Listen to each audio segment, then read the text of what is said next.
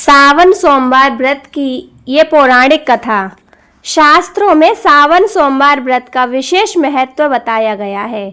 मान्यता है कि जो व्यक्ति सावन के प्रत्येक सोमवार व्रत रखता है, भोलेनाथ उनकी सभी मनोकामनाएं पूर्ण करते हैं। वहीं आपको बता दें कि जो व्यक्ति सावन सोमवार व्रत करता है, उसके लिए इस व्रत करना, पाठ करना जरूरी माना गया है। जानिए सावन सोमवार व्रत की यह पौराणिक कथा। सावन सोमवार व्रत की कथा एक समय की बात है। किसी नगर में एक साहूकार रहता था। उसके घर में धन की कोई कमी नहीं थी, लेकिन उसकी कोई संतान नहीं थी। इस कारण वह बहुत दुखी था। पुत्र प्राप्ति के लिए वह प्रत्येक सोमवार व्रत रखता था और पूरी श्रद्धा के साथ शिव मंदिर जाकर भगवान शिव और पार्वती जी की पूजा करता था। उसकी भक्ति देख एक दिन मां पार्वती प्रसन्न हो गईं और भगवान शिव से उस साहूकार की मनोकामना पूर्ण करने का आग्रह किया। पार्वती जी की इच्छा सुनकर भगवान शिव ने कहा, हे पार्वती, इस संसार में हर प्राणी को उसके कर्मों का फल मिलता है और जिसके भाग्य में जो हो उसे भोगना ही पड़ता है। लेकिन पार्वती जी ने साहूकार की भक्ति का मान रखने के लिए उसकी मनोकामना पूर्ण करने की इच्छा जताई। माता पार्वती के आग्रह पर शिवजी ने साहूकार को पुत्र प्राप्ति का वरदान तो दिया, लेकिन साथ ही यह भी कहा कि उसके बालक की आयु केवल 12 वर्ष होगी। माता पार्वती और भगवान शिव की बातचीत को साहूकार सुन रहा था। उसे ना तो इस बात की खुशी थी और ना ही दुख। वह पहले की भांति शिव की पूजा करता रहा। कुछ समय के बाद साहूकार के घर एक पुत्र का जन्म हुआ। जब वह बालक 11 वर्ष का हुआ तो उसे पढ़ने के लिए काशी भेज दिया गया। साहूकार ने पुत्र के मामा को बुलाकर उसे बहुत सारा धन दिया और कहा कि तुम इस बालक को काशी विद्या प्राप्ति के लिए ले जाओ और मार्ग में यज्ञ कराना। जहाँ भी यज्ञ कराओ वहाँ ब्राह्मणों को भोजन कराते और दक्षिणा देते हुए जाना। दोनों मामा भांजे इसी तरह यज्ञ कराते और ब्राह्मणों को दान दक्षिणा देते काशी जी की ओर चल पड़े।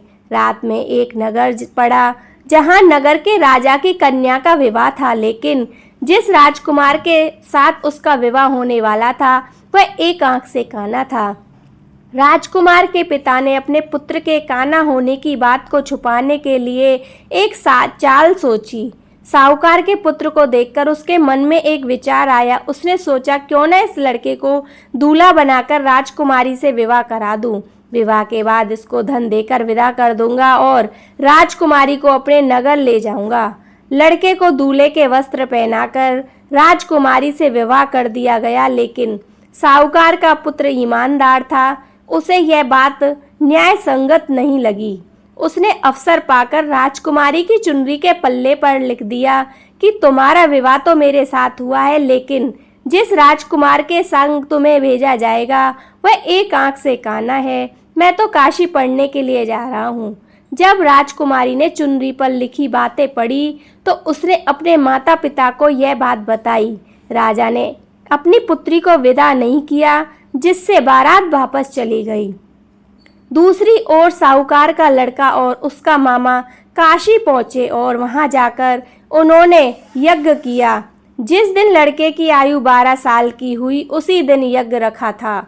लड़के ने अपने मामा से कहा कि मेरी तबीयत कुछ ठीक नहीं है। मामा ने कहा, तुम अंदर जाकर सो जाओ। शिवजी ने वरदान अनुसार कुछ ही देर में उस बालक के प्राण निकल गए। मृत भांजे को देख उसके मामा ने विलाप शुरू किया। संयोगवश उसी समय शिवजी और माता पार्वती उधर से जा रहे थे। पार्वती ने भगवान से कहा, स्वामी, मुझे इसके रोने के स्वर सहन नहीं हो रहे। आप इस व्यक्ति के कष्ट को अवश्य दूर करें। जब शिवजी मृत बालक के समीप गए तो वह बोले कि वह उसी साहूकार का पुत्र है जिसे मैंने 12 वर्ष की आयु का वरदान दिया।